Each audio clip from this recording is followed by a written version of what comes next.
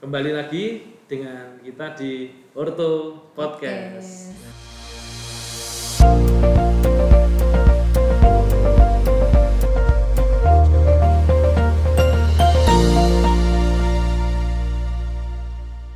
Sahabat sehat LSO, mesti saudara-saudara pernah mendengar yang namanya monkeypox atau sekarang ngetrennya lagi di mpox ya, mpox ya. Jadi itu mulai 23 Juli kemarin, 2 tahun 2022, jadi hampir udah lebih dari 2 tahun, lebih dikit lah.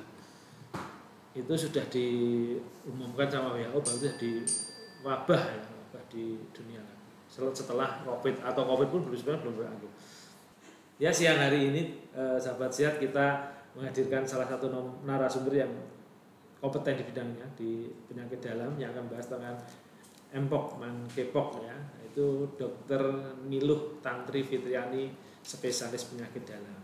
Izin bertanya Bu, ya itu kan sudah booming ya Bu. Tentunya di masyarakat itu sudah sebagian sudah tahu, sebagian mungkin merasa belum tahu atau mungkin nggak pengen tahu karena habis selesai COVID ini sudah datang lagi yang baru ya. Ya, yang tentu gimana? Kita itu kalau sudah dengar wabah tuh rasanya sudah trauma. Iya. Trauma COVID seperti itu, kok ini mulai ada mpox lagi. Nah, makanya kita sekarang diskusi supaya kita lebih siap, lebih waspada dan kita tahu bahwa itu memang ada, tapi bisa kita cegah. Oh iya. Terus sebenarnya mpox sendiri itu apa tuh Bu? Kan kalau dari katanya monkey itu kan monyet tuh. Betul. Jadi mpox itu adalah suatu penyakit zoonosis. Zoonosis itu artinya dia disebabkan oleh virus yang pertama kali kena itu di hewan, tapi bisa ditularkan ke manusia. Iya. Awal pertama kali ditemukan itu dia ditemukan di Swedia kalau tidak salah. Jadi di satu lab penelitian laboratorium klinis pada hewan coba yaitu monyet ditemukan gejala panas seperti cacar pada hewan coba itu tadi dan beberapa hewan coba meninggal. Tapi setelah itu kita sudah bisa mengidentifikasi virusnya, tapi belum ditemukan kasus pada manusia. Nah ternyata berselang sekitar tahun 1970 itu mulai ada ditemukan satu wabah di Kongo, Afrika. Oh jadi tidak 2022 kemana aja ya? 2022 itu dia mulai dianggap satu kasus yang cukup meresahkan. Jadi mulai mengkhawatirkan, takutnya itu jadi kayak COVID. Semoga sih enggak sih, karena penularannya itu mpox tidak seagresif COVID. Kalau COVID itu kan dia memang airborne sekali, kita ngomong deket gini, kontak deket itu bisa ketularan. Kalau mpox itu mirip sama cacar sebetulnya. Oh iya. Tapi dia masa inkubasinya lebih lama. Terus ini tanda gejalanya apa? Yang mungkin masyarakat mungkin dia sadar nggak sadar pernah mungkin ya. Secara alami dia sembuh sendiri mungkin ada ya. Iya, jadi kalau virus itu sebetulnya ada self-limiting disease. Jadi kita pun dibekali Tuhan tuh daya tahan tubuh yang innate immunity, jadi sudah bawaan, sama yang acquired immunity, daya tahan tubuh yang kena paparan terus kita jadi punya kekebalan. Nah, innate immunity itu kalau kita kena virus dia akan menghilangkan sekitar 7 hari. Nah, cuma virus ini juga makhluk hidup yang berevolusi. Jadi ada yang bilang dia hanya protein bukan makhluk hidup, tapi dia bisa berevolusi, bereplikasi, bertambah dan mengembangkan diri.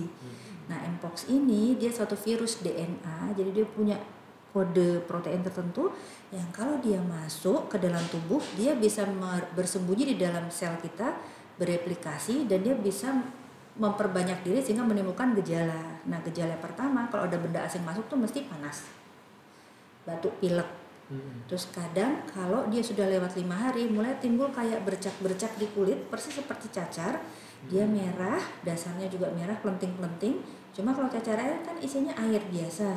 Nah kalau monkeypox itu vesikel atau pelentingnya itu lebih keras. Terus dia isinya nanah dan tengahnya tuh kayak ada cekung, jadi cenderung nekrotik di tengah dan dia gampang pecah dan berubah jadi krusta. Kalau krusta tuh orang awam bilang mungkin keropeng gitu ya. Iya, jadi kayak hitam itu. Betul. Dan itu juga ternyata lebih banyak ditemukan pada laki-laki yang kontak seksualnya bebas, terutama yang LSL. Laki-laki tertuduhnya. Iya.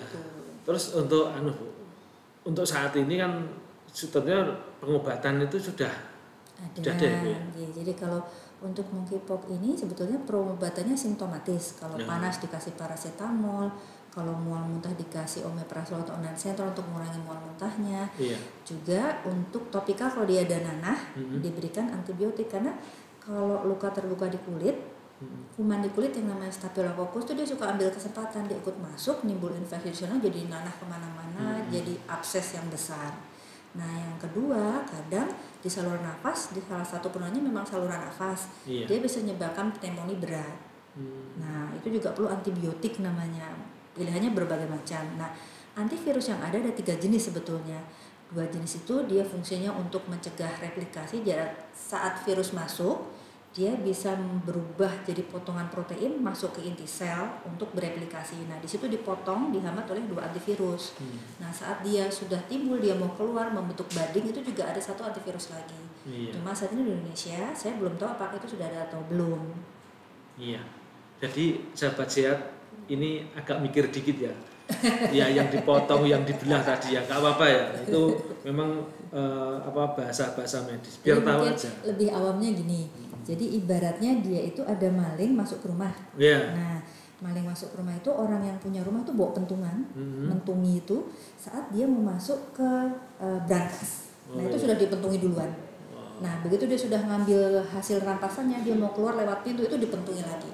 Intinya gitu. Jadi saat dia mau ambil jarahannya sama dia mau keluar, nah itu bisa dihambat oleh antivirus. Nggak sempat maling berarti ya? Udah hancur Iya, duluan. asik. Ya Bu, gini Bu Dokter.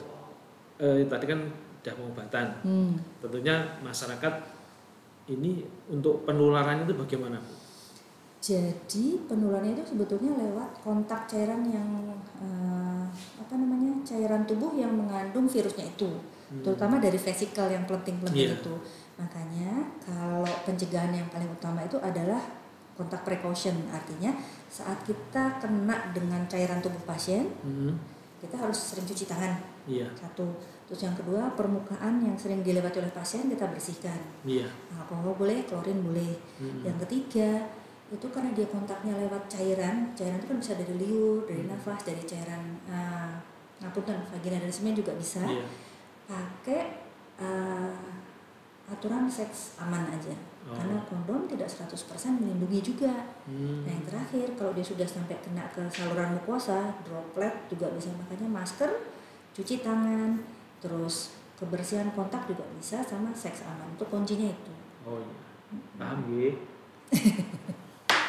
Waktu yang paling diingat yang nomor 4 mesti hati-hati dengan kontak seks ya. Terus ini Bu Dokter. Untuk sudah pencegahan ya. Sebenarnya di sekitar kita itu masyarakat awam biar bisa mendeteksi anak saya itu ini mungkin tidak. Jadi sedini mungkin sudah ketahuan ya segera. Jangan sampai menganggap ini cacar biasa kan. Ada kasus suspek. Ada kasus probable. Ada kasus definitif. Suspek itu kalau dia ada panas lebih dari 3-5 hari disertai batuk, ada pembesaran kelenjar, kalau orang Jawa ngelanjeri, terutama daerah leher. Ada benjol itu. Terus ada luka atau kayak bercak putih atau merah di sekitar mulut sana, di faring-faring tuh ditelak itu. Nah, di situ telak di dalam ada putih-putih. Nah, itu kalau ada curiga itu periksakan ke puskesmas terdekat. Nah, kasus probable itu saat dia datang, kasus suspek datang ke fasilitas kesehatan, kita cek antibodinya ternyata positif. Itu probable. Nah, kalau sudah probable itu tata laksananya kita lihat apakah dia kasus berat atau tidak. Nah, kalau dia kasus berat mau harus dirawat. Tanda dari kasus berat adalah masa inkubasinya memanjang, disertai gejala penyerta seperti batuk berlebihan, pneumonia, atau penting-pentingnya itu lebih dari 100 biji. Jadi dihitung dulu. Ya, kalau dia penuh itu baru kasus berat, karena risiko untuk pneumonia, meningitis juga bisa.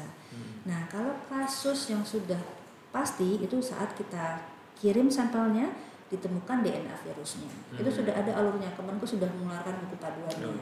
Nanti banyak kok kalau mau baca di Google, tinggal googling aja, bisa di-download paduannya, bisa dibaca. Itu faktor risiko pada semua umur ya Bu ya? Pada semua umur, tapi secara epidemiologi paling banyak pada laki-laki usia rata-rata tuh usia produktif muda ya, 18-44 lah. Saya laki-laki produktif tua. Lansia jangan-jangan. Iya. Belum ya Bu. Pralansia. Foto videografernya mesem-mesem Bu.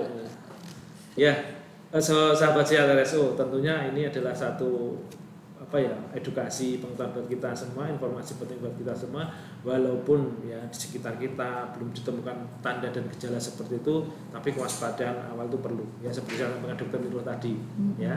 Jadi, perilaku bersih hidup sehat tuh ya, perilaku PHBS, perilaku hidup bersih dan sehat ya. Sebagai penutup ini loh. Apa yang perlu dipesankan kepada sahabat sehat RSO agar ya tidak cuma monkeypox aja ya, tapi penyakit lain tidak terindah pada masyarakat atau sahabat sehat RSO. Jadi pada intinya kita semua itu rawan untuk terkena infeksi, baik itu virus, bakteri atau jamur, tetap di ruangan kita tuh banyak. Nah tinggal gimana kita mempertahankan imunitas supaya tetap baik. Makan bergizi, sayur buah yang banyak, air putih yang cukup, istirahat yang cukup, sama olahraga itu yang penting. Iya. Mantap. Olahraga. Kalau monkeypox ini sebetulnya infeksi virus yang self-limiting disease.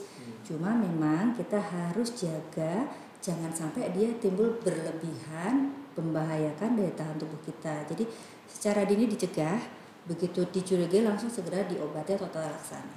Oke. Terima kasih Dr. Nilo. Informasi yang cukup bermanfaat bagi sahabat sehat RSO. Semoga ya tadi berdua kita nggak pernah ketemu yang mengidap yang namanya monkeypox ataupun penyakit yang lain. Kita akan bertemu lagi di bahasan yang lain gitu, Oke. Ya, alhamdulillah siang hari ini kita sudah sampaikan terkait dengan monkeypox. Ya, salam sehat selalu dari kami Rumah Sakit Ortopedi dengan Orto Podcast.